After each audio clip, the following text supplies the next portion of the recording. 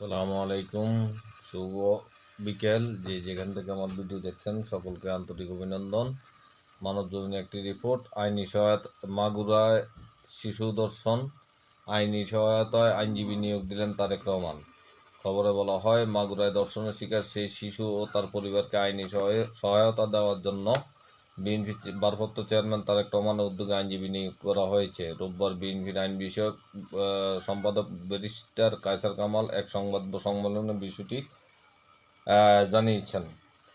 নিয়োগপ্রাপ্ত আইনজীবীরা হলেন অ্যাডভোকেট শাহেদ হাসান টগর, অ্যাডভোকেট মোহাম্মদ রুকনুজ্জামান খান, অ্যাডভোকেট কুমুদ রঞ্জন বিশ্বাস, অ্যাডভোকেট এম.এ. রশিদ ও অ্যাডভোকেট মিজানুর রহমান।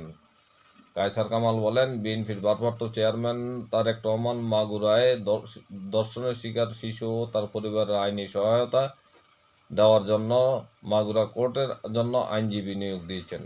এই ছিল সংবাদ। ভালো থাকবেন। আল্লাহ হাফেজ।